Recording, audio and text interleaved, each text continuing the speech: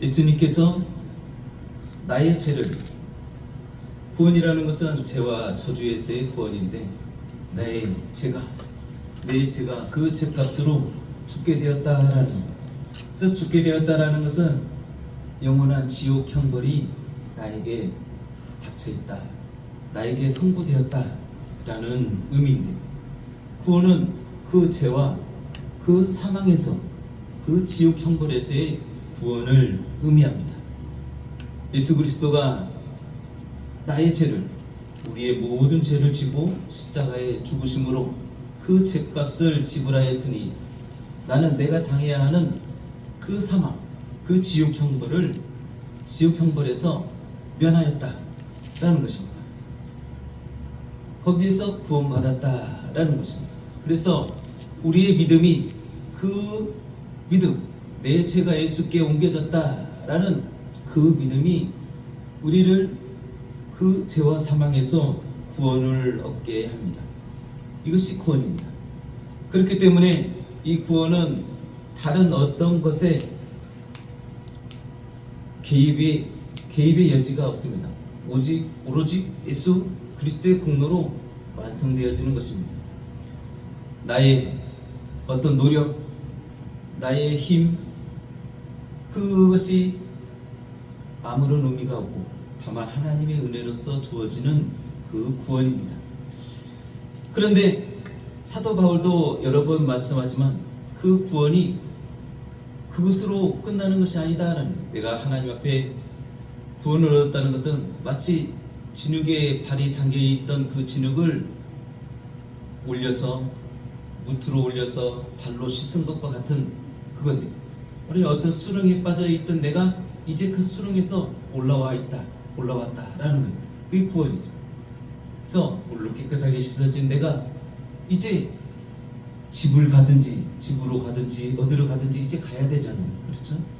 구원받은 우리 영혼이 이제 하늘나라를 향해서, 하나님의 품을 향해서 걸어가는 그 여정의 과정이 있다라는 겁니다. 이것을 다른 말로 우리가 신학적으로는 성화다라고 이렇게 말합니다. 마귀의 숲하에 있어서 그 속에 저주 가운데 있던 내 영혼이 구원을 얻어서 이제 하늘을 향하여 나갑니다. 하나님을 향하여 가는 것입니다.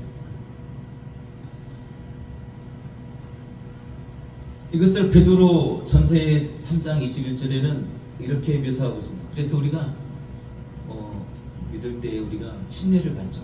그렇죠? 침례는 물에 잠겼다가 이제 올라오는 그런 내식입니다. 물에 잠기는 것은 내가 이제 죄인의 삶이 죽었다라는 거죠. 죽었던 우리가 십자가에서 죽으신 예수님처럼 내가 죽었다라는 겁니다. 그리고 이제 예수님께서 3일 만에 부활하셨는데, 하나님께서 하나님의 의로 다시 살리셨는데, 그 부활이 또한 내 부활이다라는 거예요. 죽었던 내가 이제 예수님의 그 의로 말미암아서 내가 다시 산다라는 겁니다. 그래서 우리가 물에 잠겼다가 이제 올라오는 그 순간이 바로 내가 예수님의 그 부활과 부활에 연합한 자다라는 거예요. 베드로전서 3장 21절에는 이 장면을 이렇게 말합니다. 물은 예수 그리스도의 부활하심으로 말미암아 이제 너희를 구원하는 편이 곧 침례다. 육체의 더러운 것을 제하여 버림이 아니고 오직 선한 양심이 하나님을 향하여 찾아가는 것이다 라고 이렇게 말합니다. 물에 들어갔다 오는 것이 내 육체를 씻고 내 죄를 씻는 그것이 아니라, 들어갔다 나오는 그것으로 내가 죽었다 다시 사는 것인데, 그걸 통해서 내 안에 죽었던 그 선한 양심, 하나님을 찾아가는 그 양심이, 죽었던 그 양심이 살아나서 이제 내 영혼이 하나님을 향하여 나아간다라는 것을 말합니다. 성화라는 것은 뭐냐? 구원받은 영혼이, 구원받은 하나님의 자녀가 하나님의 모습을 찾아가는 것입니다. 하나님을 닮아가는 그 여정을 시작하는 것입니다. 그렇기 때문에 우리가 예수 믿어 구원받았다고 해서 그 사람이 갑자기 모든 삶이 다 거룩해지고 모든 삶이 예수님처럼 완벽한 삶이 되냐? 그러지 못하다라는 것입니다. 그렇기 때문에 우리가 날마다 회개하는 거죠. 회개는 무엇이냐? 나는 예수님이 필요합니다. 내 삶으로, 내 의지로, 내 거룩함으로 도저히 하나님의 뜻을 이루어 나갈 수가 없습니다. 나는 예수님이 필요합니다. 오늘도 예수님의 보혈이 필요합니다. 라는 것이 바로 회개입니다. 우리 에베소서에 보면 기도하는 시간이 따로 있습니다. 그렇죠? 주님을 의지합니다. 라는 그 찬양과 함께하는 그 기도인데, 이 기도하는 그 시간이 뭐냐면 바로 구약시대에 제사를 지낼 때에 처음에 들어갈 때 번제단 앞에서 양을 잡고 피를 내서, 그리고 그 피를 사발에 담고 이제 성소를 향하여 하나님의 이름이 있는 그 지성소를 향하여 걸어가는데, 걸어가는 그 과정에 물두멍이라는 곳이 있습니다. 물두멍은 여인들의 그 노수로 된 거울을 녹여서, 그 놋거울을 녹여서 만든 이런 대야와 같은 그릇인데, 거기에 물이 담겨져 있습니다. 번제로 하나님께 회개한 그가 물두멍 앞에 가서 이제 손을 씻는 겁니다. 손을 씻는다는 것은 뭐냐? 내가 다시는 이 죄를 범하지 않겠습니다 라는 그런 결단의 시간인 겁니다. 그래서 우리 예배 시간에 그 기도의 시간을 두었죠. 그래서 우리가 이제 다음 주 이제 계속해서 예배를 드릴 때 그 생각을 하셔야 됩니다. 회개하고 또 하나님 앞에 나와서 그 시간은 내가 물두멍에 손을 씻는 시간이다 라고 이렇게 생각을 하셔야 됩니다. 그러면서 그 기도를 하고 또 찬양을 하면 우리의 믿음이 성숙할 것으로 믿습니다. 아멘. 출애굽기 19장 여기 22절에 보면 하나님께서 제사장들로 하나님 앞에 나오게 했습니다. 나올 때에 그들에게 명령합니다. 또 여호와께 가까이 하는 제사장들로 그 몸을 성결히 하게 하라. 나 여호와가 그들을 돌격할까 하노라 라고 이렇게 말씀하십니다. 하나님께 나오는 자는 성결하게 하라 라는 것입니다.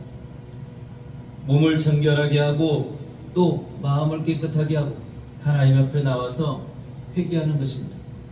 그렇게 해서 하나님 앞에 거룩한 모습으로, 겸손한 모습으로 나오라 라고 이렇게 말씀을 하시는 것입니다. 또한 오늘 말씀에 보니까 경건의 모양은 있으나 경건의 능력은 부인하는 자니 라고 이렇게 말씀하시는데, 그리고 경건을 연습해라 라고 이렇게 말씀하십니다. 디모데전서에 나오는 말씀입니다. 디모데전서 4장 7절 8절 말씀에 보면 새로 번역한 성경은 굉장히 완곡한 표현으로 표현을 해놨는데, 그 앞에 개역한 거를 보면 이렇습니다. 망령되고 허탄한 신화를 버리고 오직 경건에 이르기를 연습하라 라고 이렇게 말합니다. 경건을 연습해라 라고 이렇게 말씀하시는 겁니다. 그러면서 육체의 연습은 약간의 유익이 있으나 경건은 범사에 유익하니 금생과 내생에 약속이 있느니라 라고 말씀하십니다. 경건을 연습해라 라는 겁니다. 마치 육체의 연습을 하는 것처럼, 야구 선수가 야구 훈련을 하고 연습을 하는 것처럼, 그리고 모든 분야에서 그 육체의 삶 속에서 연습을 통해서 어떤 경지에 이르고 선수로 출전하고 그렇게 해서 나서는 것처럼 이 경건 또한 그런 연습이 필요하다라고 말씀하시는 겁니다. 그러면서 요즘 세상이 말세인데 말세의 세상이 어떤지 한번 봐라 라면서 오늘 말씀을 하고 계십니다. 첫 번째로, 사람들은 자기를 사랑한다, 자기 사랑에 빠져있다 라는 겁니다. 여기에는 여러 가지가 있을 것입니다.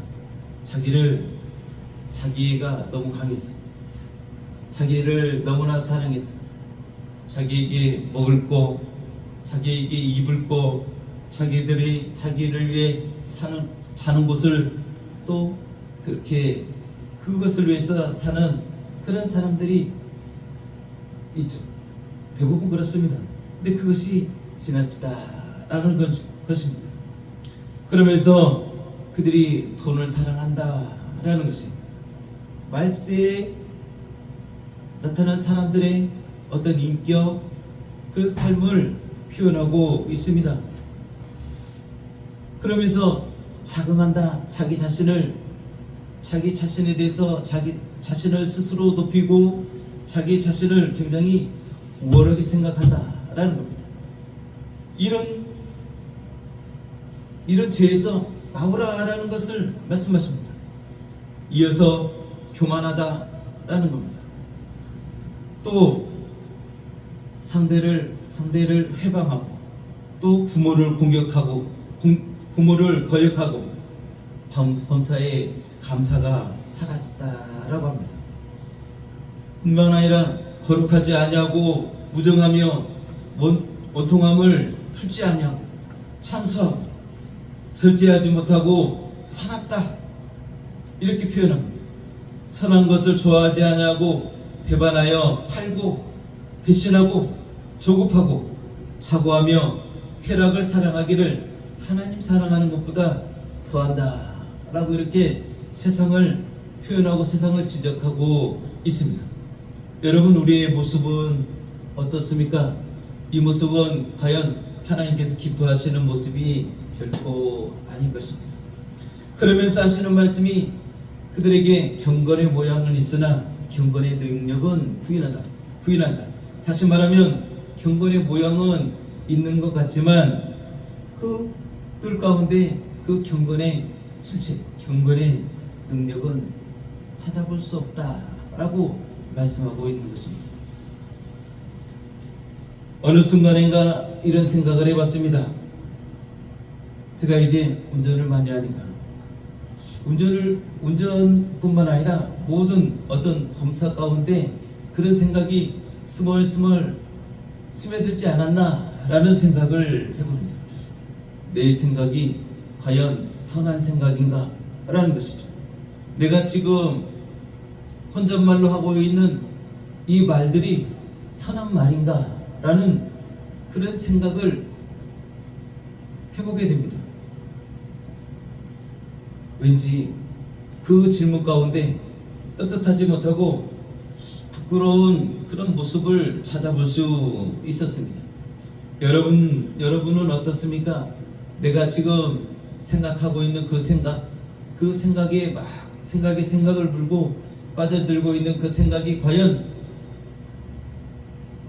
의로운가, 선한가, 하나님의 뜻에 합당한가 한번 생각해 보시기 바랍니다. 내가 지금 내 입으로 내뱉는 말뿐만 아니라 내가 혼자 말하고 있는, 혼자 내뱉고 있는 이 혼잣말, 이 말들이 과연 하나님 뜻에 합당한 그런 말들인가, 그런 생각들인가 한번 우리가 생각해 보면 좋겠습니다. 그러면서 하나님은 이 경건을 연습해라 하면서 내 입에 자갈을 물리는 그 훈련을 하라 라고 이렇게 이어지는 말씀도 있습니다. 경건의 훈련은 대표적으로 우리가 말하는 연습이다 라고 해도 과언이 아닙니다. 왜냐하면 말이라는 것은 마음의 표현이기 때문에 그렇습니다. 마음의 표현이고 마음은 우리 생각에, 우리 바탕에 모든 근원에서 스며나오는 그것이 바로 마음이기 때문에 그렇습니다. 내 입술의 말, 내 마음의 생각, 이 모든 것들을 우리가 돌아볼 필요가 있습니다. 내 입에서, 내 마음에서 하나님을 향한 하나님의 뜻이 나오고 있는가라는 것입니다. 그렇지 못하다면 우리는 이 연습을 해야 할 것입니다. 예전에 벌써 몇 년 전입니다. 그때 뉴스가 나온 적이 있습니다. 그 뉴스에 보면 이제 전남 쪽이었던 것 같습니다. 가스를 운반하는, LPG를 운반하는 탱크롤이 차량이었던 것 같은데 교통사고가 나서 이제 거기에 머물러 있는데 거기에 막 이제 불이 붙고 그래서 막 가열이 되는 그런 상황입니다. 모든 소방관들이 출동을 하고 이제 그 중에서도 소방관을 지휘하는 그 지휘관이 있었습니다. 근데 그 지휘관이 갑자기 거기에 있는 인원들을 구제하는 그 인원들에게 그 구급대원들, 경찰들, 시민들 막 대피하고 있는 그 사람들에게 갑자기 이제 소리를 치면서 무전을 치면서 명령합니다. 모두 다 피하라는 겁니다. 다 나오라는 겁니다.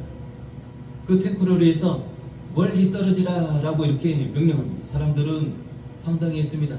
빨리 저기에 있는 차에 눌려 있는 사람, 또 차 속에 있는 사람들을 구제해야 되고 그래야 되는데 운반하고 그래야 되는데 갑자기 모든 것을 다 멈추고 피하라고 하는 그런 명령을 하는 것입니다. 어쨌거나 그들이 다 이제 그 명령에 따라 나왔는데 불과 나오고 나서 수초 후에 몇 초 후에 그 탱크로리가 폭발하는 그런 사건이 있었습니다. 그 소방관이 경험상 보니까 그 탱크로리의 어떤 모양과 그 소리를 보니까 곧 터지게 생겼다라고 판단을 했다라는 것입니다. 이 소방관 하나의 예리한 판단력으로 그곳에서 또다시 펼쳐질 그 인명피해를 막을 수가 있었습니다. 그 소방관의 여기서 보면 소방관이라는 그 제복을 입고 어떤 모양은 갖추어 있지만 그 소방관이 그 능력이 결여되고 지혜가 부족하고 그 모든 판단을 할 수 있는 능력이 부족하였다면 엄청난 인명피해를 가져왔을 것입니다. 마치 이것과 같습니다. 경건의 모양은 있으나 경건의 능력이 없다. 경건의 능력이 없다라고 하는 경건의 능력을 부인하는 자다라고 하는 그 말씀을 이렇게 우리가 이해를 할 수 있을 것입니다. 예수 믿는다는 구원받았다라는 그런 모양은 있지만 구원받은 자의 능력, 악한 영을 대적하는 그 능력이 결여된다면 그것에서 찾아볼 수 없다면 그것은 경건의 능력을 부인하는 자일 것입니다.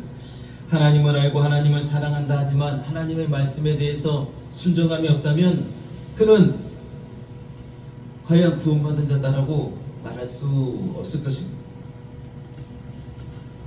우리에게 경건의 연습이 필요합니다. 경건의 연습 그리고 경건의 능력이 필요합니다. 경건의 능력이 있는 자는 어떻습니까? 우리 삶 가운데 하나님의 능력을 발휘할 수 있습니다. 우리 삶 가운데 우리에게 하나님께서 구원으로 말미암아 주신 그 은혜의 능력, 구원의 능력을 사용해서 우리가 승리하는 삶을 살 수 있을 것입니다. 사무엘에 나오는 일화에서 보면 우리가 거기에서 경건의 능력을 찾아볼 수 있을 것입니다. 이제 다윗 왕이 사울왕을 피해서, 왜냐하면 사울왕이 다윗을 죽이려고 작정했기 때문에 그렇습니다. 사울왕을 피해서 피해 다니는 다윗입니다. 몇 년 동안 피해 다녔기 때문에 그리고 먹을 것도 없고 지쳐 있습니다. 지쳐 있는 다윗이 이제 마온이라는 지역에 이르렀는데 그 지역에 이르렀을 때에 이제 다윗이 생각난 것이 있었습니다. 뭐냐면 우리가 예전에 이 지역을 다닐 때에 그 양떼 무리를 지키는 그 목동들을 다른 외부의 공격에서 지켜주고 그들을 보호했던 그런 그런 기억이 생각나서 이제 지친 그 몸을 이끌고 다윗이 그 청년들 부하들에게 이제 부하들 10명을 그 목장 주인에게 보냅니다. 그 목장 주인은 나발이라는 사람인데 그 아내는 아비가일이었습니다. 성경에는 그 아비가일이, 아내 아비가일이 총명하고 용모가 아름답다라고 이렇게 표현하고 있습니다. 근데 그 남자는, 나발은 완고하고 행사가 악하다라고 이렇게 기록합니다. 이제 그 다윗이 그 나발에게 그 부하를 보냈는데, 그래서 그들이 가가지고 이제 나발에게 우리는 다윗이 보내서 왔는데 너에게 네가 이제 먹을 것을 우리에게 주었으면 좋겠다 라고 이렇게 말을 합니다. 나발이 말하기를 다윗이 누구냐? 내가 어찌 내 떡과 물과 고기를 어디서 온지도 모르는, 어디서 난지도 모르는 그 다윗인지 누군지 모르겠는데 아무튼 그에게 내가 주겠느냐 라고 이러면서 그들을 빈손으로 쫓아냅니다. 그들이 빈손으로 온 것을 보고 다윗이 너무나도 화가 났습니다. 내가 그들의 양들을 지키고 그들의 재산을 지킨 것을 내가 헛된 일을 했다. 내가 당장에 그에게 가서 그들을 해하고 그들의 재산을 내가 뺏어와야겠다라고 마음 먹고 이제 400명을 준비해서 쫓아갑니다. 당장에 가서 죽일 것이다 라고 합니다. 이 소식을 이제 나발의 하인이 그 아내 아비가일에게 말하죠. 이전저참에서 다윗이 나발에게, 주인에게 와서 음식을 청했는데 주인이 그들을 그냥 빈손으로 쫓아내더이다 라고 아비가일에게 말하는 겁니다. 아비가일이 이 얘기를 듣고 당장에 이제 겁을 덜컥 먹고 큰일 났다. 이제 다윗이 그냥 빈손으로 갔으니 거기에서 다윗이 가만히 있을 리가 없는데 쫓아와서 이제 우리는 다 죽은 목숨이다 라고 생각할 상황을 판단한 것입니다. 그래서 아비가일이 떡 200개를 준비하고 포도주를 준비하고 양을 잡고 곡식을 또 챙기고 과일을 챙겨서 따기실에서 먼저 막 보냅니다. 보내고 나서 자기도 가서 나가는 거죠. 가는 길에 다윗이 아비가일을 만났습니다. 아비가일이 말에서 내려서 바닥에 바짝 엎드려서 말을 하죠. 다윗이여 용서하소서. 나발은 아주 미련하고 그 이름처럼 아주 그가 아주 미련하고 방정맞다라는 거죠. 그러면서 이것으로 이 음식을 드시고 제발 용서하라라는 것입니다. 경건의 능력은 이와 같다라는 것입니다. 하나님의 생명은, 하나님의 빛으로 이 경건의 능력을 가진 자는 뭐냐? 세상에 어떤 문제가 있고 어떤 상황 속에서도 그 상황을 헤쳐나갈 수 있는 힘과 능력이 있다라는 것입니다. 아비가일의 그 경건의 모양이 바로 그 가족에 미치는, 그 온 가족에 미칠 화를 면하게 하였다라는 것입니다. 다윗의 그 격한 그 노를 잠잠하게 할 수 있는 그런 능력이 되었다라는 것입니다. 아비가일의 깊은 겸손과 자기의 어떤 희생적인 태도가 불같이 타오르던 그 다윗의 분노를 참지었다라는 것입니다. 그 아비가일의 경건한 성품이 그 험악한 분위기 속에서도 평화를 만들어내는 그런 힘을 발휘하게 된 것입니다. 구약에 보면 바다와 육지 사이에 모래가 있는데 그 모래를 모래가 둔 이유가 뭔지 아느냐? 거센 파도가 아주 육지를 삼킬 듯이 다가오는 그 거센 파도를 그 모래가 잠잠하게 해서 다시 바다로 보낸다라는 것입니다. 바로 경건은 이와 같은 것입니다. 바닷가의 모래와도 같은 것입니다. 우리가 삶 속에서 불같이 타오르는 그런 다윗의 그 분노와 같은 그 상황을 만날지라도 그 분노를 잠재울 수 있는 그 능력이 바로 이 경건의 능력이다라는 것입니다. 뿐만 아니라 경건의 능력은 어떤 상황 속에서 빠른 판단력을 이끄는 그런 능력을 발휘합니다.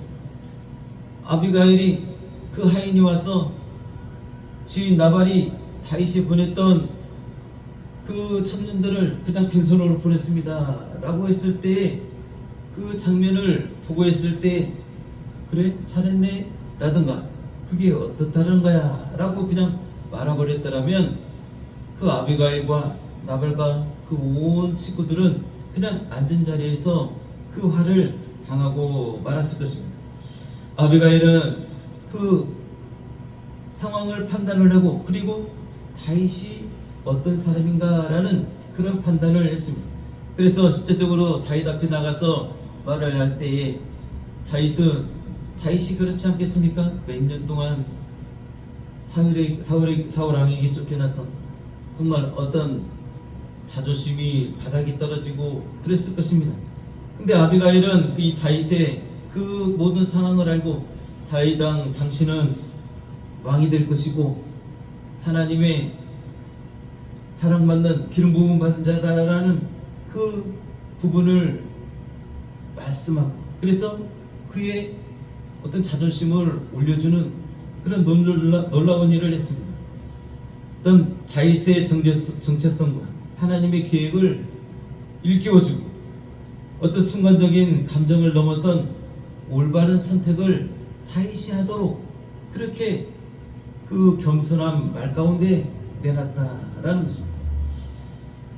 그래서 경건한 그의 지혜가 어떤 그 위기의 순간에 명확한 길을 제시하는 등대가 되어줄 수 있었다라는 것입니다. 우리의 경건에 훈련된 경건이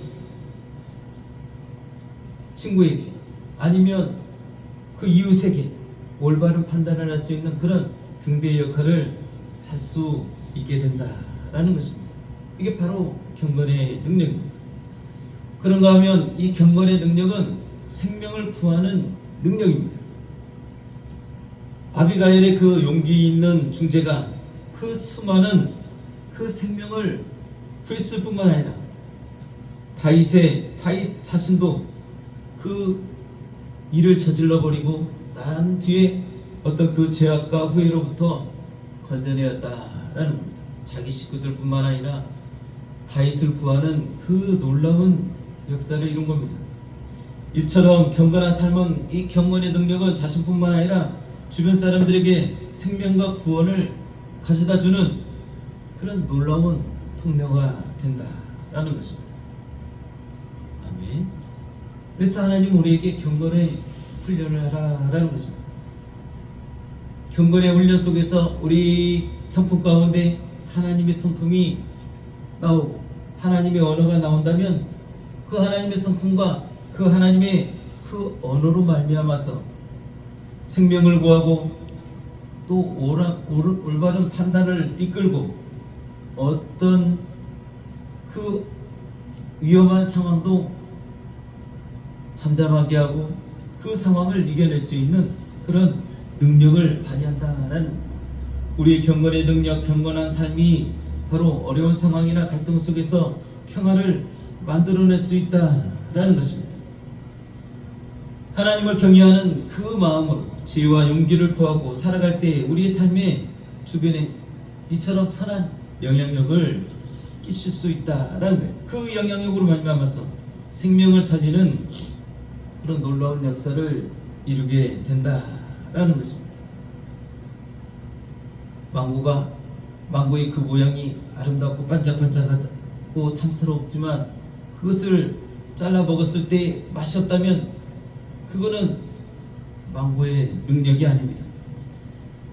자동차가 서 있는데 광이 나고 타이어가 반짝반짝하고 아무리 외관이 수려해도 그 차가 달릴 수가 없다면 그 자동차의 능력은 없는 겁니다.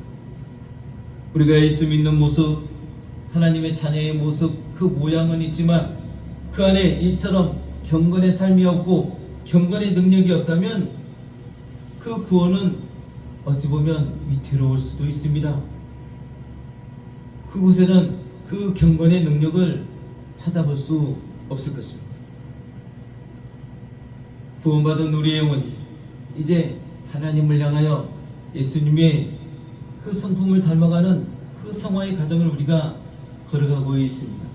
그 속에서 우리가 경건의 모양뿐만 아니라 경건의 그 능력까지도 갖추게 된다면 우리의 삶 속에서 그 하나님의 능력이 나타나고 또한 삶 속에서 하나님의 이름을 높이는 놀라운 역사가 우리 삶이 될 것입니다.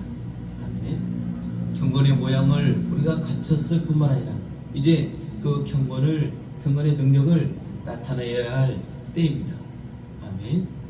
그 능력을 통해서 우리 삶에 또 세상에 빛이 되고 소금이 되고 그들의 생명을 구하는 우리의 삶이 되시기를 예수의 이름으로 축복합니다. 아멘. 아멘. 우리 말씀을 생각하시면서 우리 이 시간 기도하시겠습니다.